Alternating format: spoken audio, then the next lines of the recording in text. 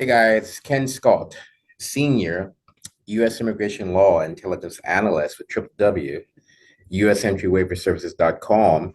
As you guys know, we can resolve all of your USA border crossing issues. So, um, today I thought I'd change it up for a bit. We're in the same location, but I thought I'd be a bit more professional today because you guys have seen me dressed various ways. So today I said, you know what, I'm going to make it professional.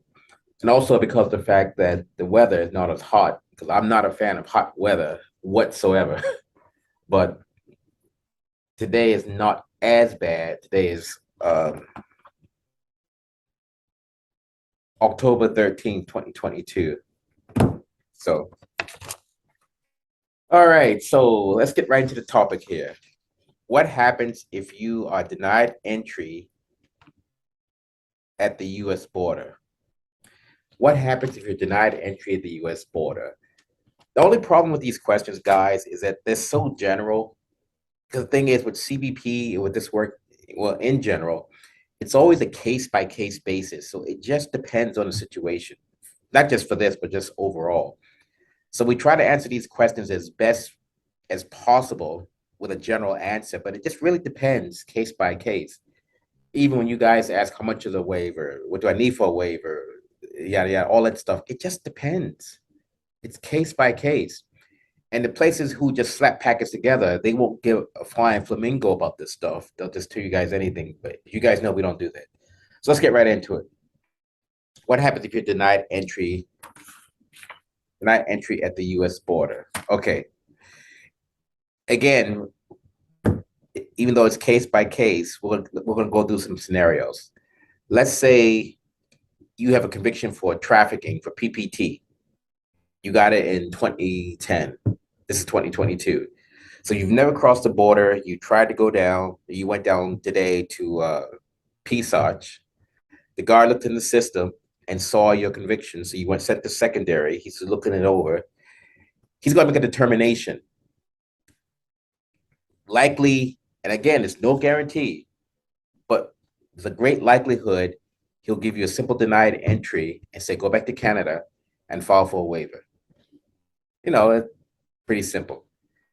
Now, let's just say that you go down to that border and you got a conviction for trafficking here in 2010, but you also have a warrant in California for trafficking, a federal warrant, or it could even be a California warrant, but a federal warrant. But basically, a warrant that is what they call extraditable. So you're down at Arch, and even though you got criminality here, but you have an active warrant out of California, which they can't extradite for, there's a chance you guys are going to get arrested and sent down to I don't know, Los Angeles or wherever the warrants are out of. So, and let's just say here you have no offenses, but in California you're wanted for trafficking or money laundering. There's a good chance you're going to be arrested and sent down there. Now, let's just another scenario. Let's just say your name is Jane Doe. You went down to the border, and the guard says, "Where are you going?" Oh, well, I'm going to see I'm going shopping at Bellis Fair Mall. Guard doesn't believe it, looks in your phone, finds out you're going to see your boyfriend, uh, Joe Smith. So because you told him you're going shopping, but you're actually going to see Joe Smith, he's going to get you for what's called misrepresentation under 212(6)(c).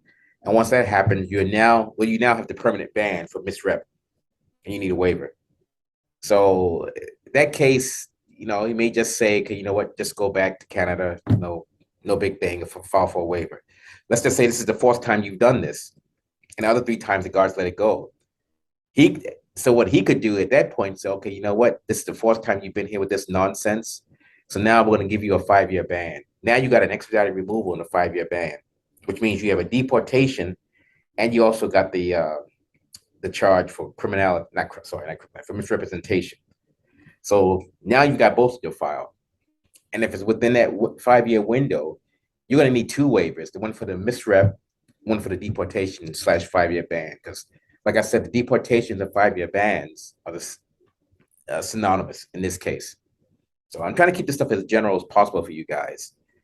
So then you'll come to us and we'll look at it and we'll say certain things, which I won't go into here. Because like I always tell you guys, we're not giving the discount waiver companies anything they can use to help keep their lights on. Because especially those kind of cases that just mentioned, those have to really be handled a certain kind of way. Because if we don't, you will get denied. No if ends or buts, you will get denied. And in all honesty, those are actually harder and more work than if you were an ex-trafficker. You could have been up here in Surrey, pointed your Glock at a rival and said, if you don't pay me my money, I'm going to, start blasting. That's actually less challenging to clear than false statements. And I won't go into why, because that's also part of the strategy that we use regarding these cases.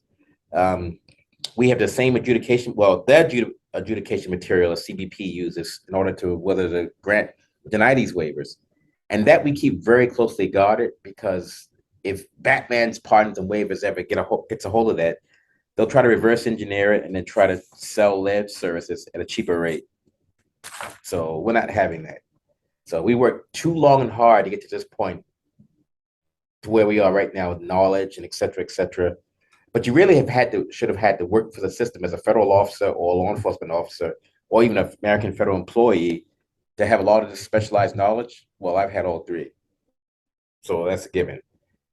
And try to get some other scenarios we can use.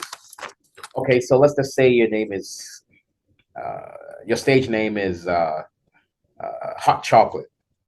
Hopefully that's not a real stage name for a girl who does the peeling, so to speak, on the pole.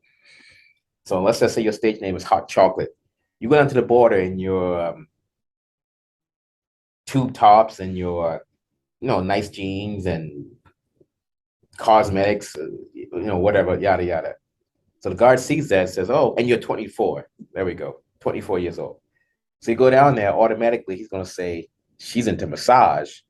And guys, I have to keep it YouTube friendly. That's why I refer to it as massage. So, but you guys, especially you men, you know what I mean when I say massage. So she goes down to the border. The guard's going to see that automatically. He's going to profile, thinking she's into massage. He's going to look at her phone, see her ad on Leo's list, because these birds have a habit of having their stuff on their phone, being caught easily, which is another story. Well, topic for another day. So then he's going to look at that. He's going to get her to admit that she does quote unquote massage work, so to speak. He's going to ask her when's the last time she's had, how can I say, make it YouTube friendly, that she's had special relations for money, let's just say, we'll call it. And he needs to get an exact date or time frame. So if her special relations for money was, a date here, let's say November 2019. And she says, well, yeah, the last time I had special relations for money was November 2019. So her ban is going to start from November 2019 to present time. So 2019 to November 2029, because that's the 10-year ban. But she says, well, I had special relations last night, which would have been October 12th, 2022. Well, her ban is from October to 2022 to October 2032. So the guards are going to go by whatever date, in this case, that she states that she's had special relations for money. But he has to get her to admit she's had special relations for money. And you guys, again, you guys should know what I mean when I say special relations. Wait a minute. It always happens when I'm on.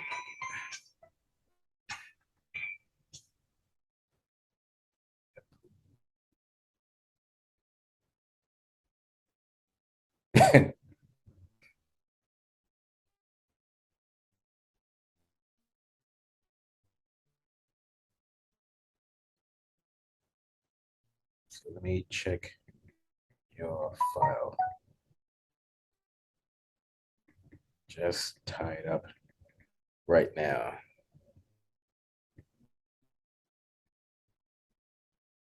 Someone just asked me an interesting question.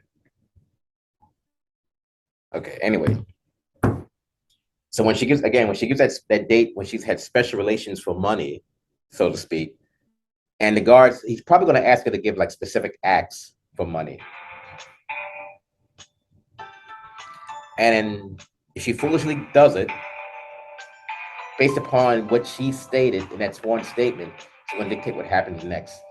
So the general rule is for these sworn statements, whether it's for massage or people who, or whatever, guys, the more you tell on yourselves, the more it's used against you.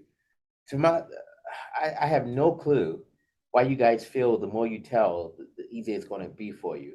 I just don't get it. And my relative, who's going to eventually join us here, here when I say here, meaning help us with this business, um, he worked for the American federal government 40 years, way more than I have.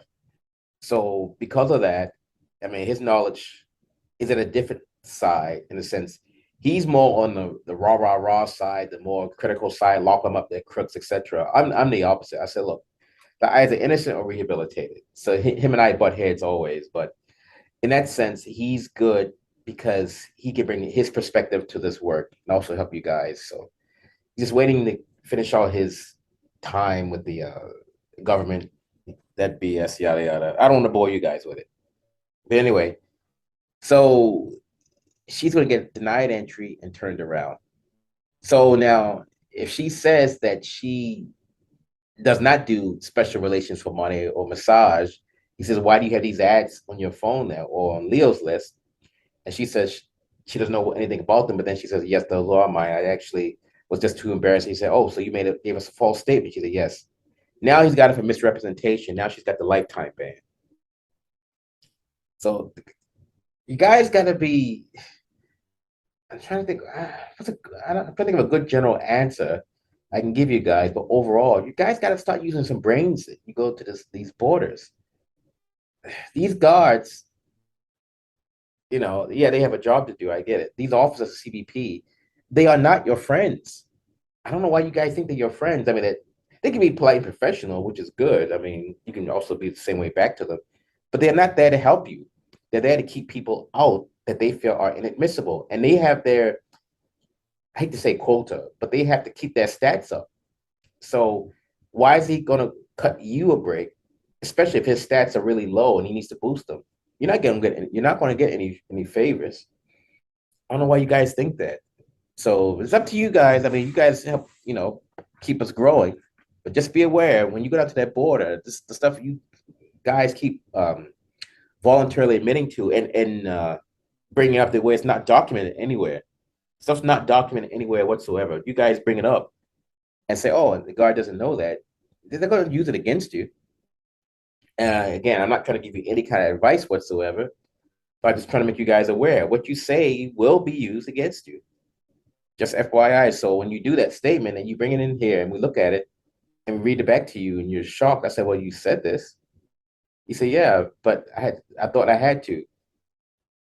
The first sentence in that statement says the questions have to be given freely and voluntarily. And then you guys, come on, you should know what the word voluntarily means. And you should know what the word freely means. So you can't ride with that.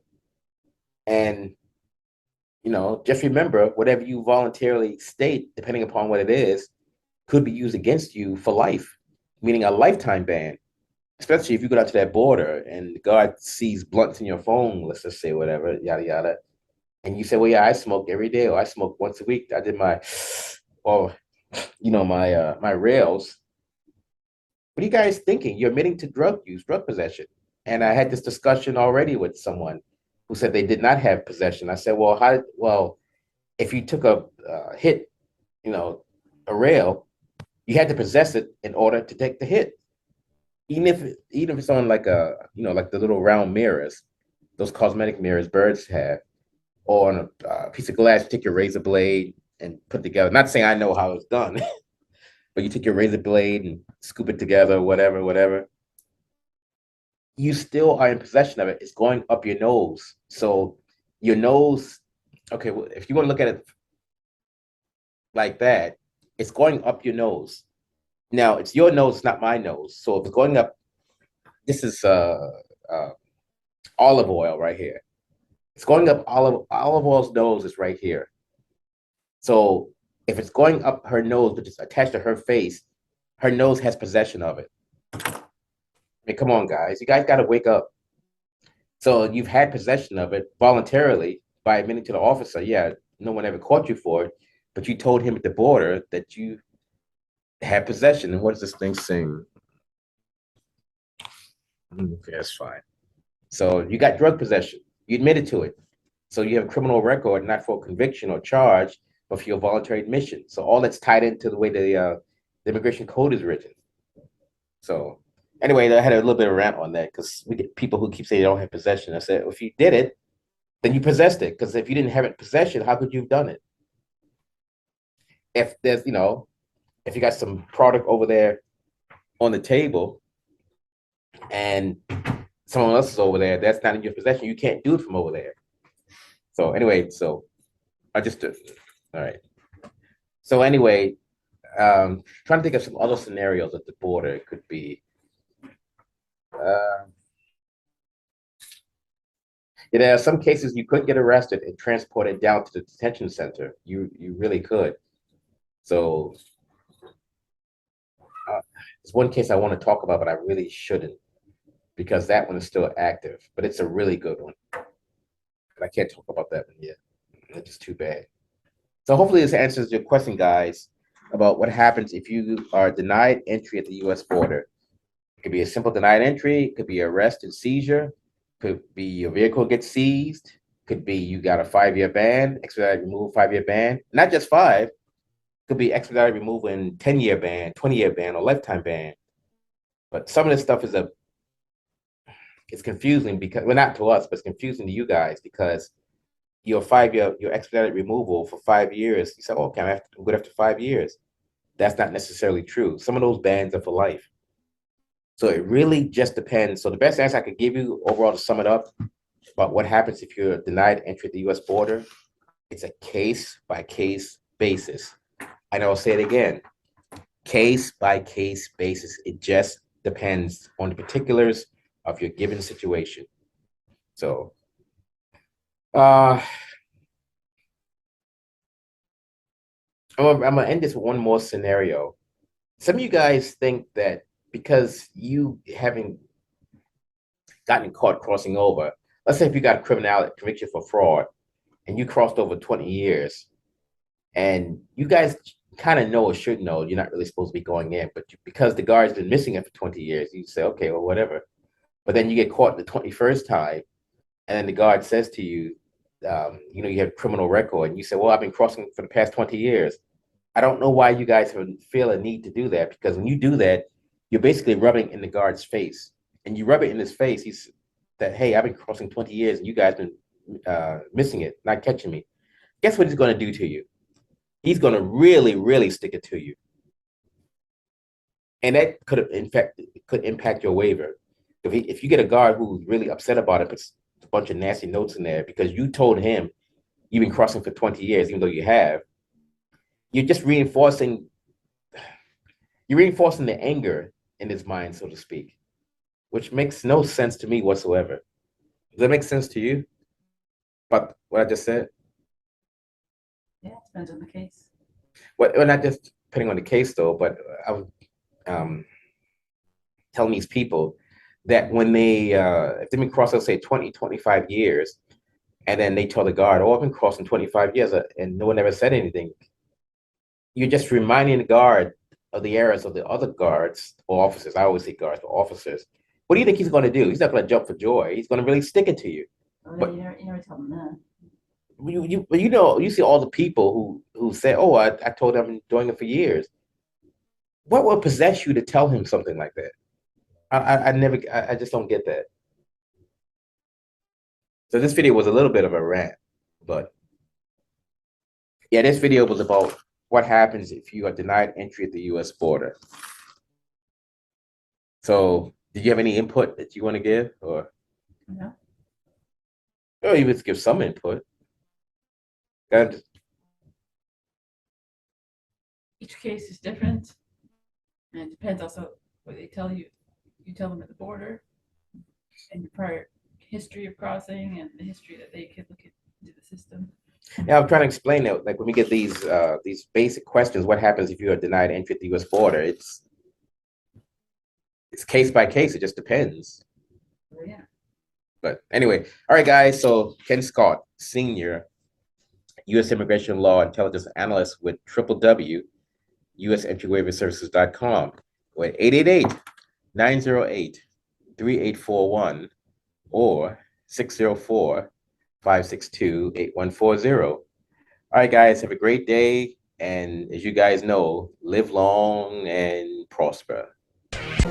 Why you should be denied entry to that country. So, if you're denied entry to the United States for criminality, maybe, had a bar fight, or maybe you were accused of, I don't know, it's okay. You didn't do it. This is what you want to do. You may need a U.S. entry waiver. You may, or you may not. If you do, you want to use sendittoken.com. Send it to ken.com. And once you use sendittoken.com, we can get you cleared to enter the United States. Does not matter what your conviction is, whether it's for or nothing is impossible. Why? Because we're there when you need us. Sendittoken.com. I gotta tell you, folks, wait till Hulk Hogan comes out here. The roof is gonna come off the Bell Center here in Montreal.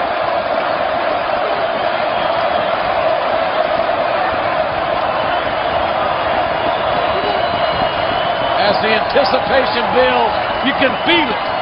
The legendary Hulk Hogan is a heartbeat away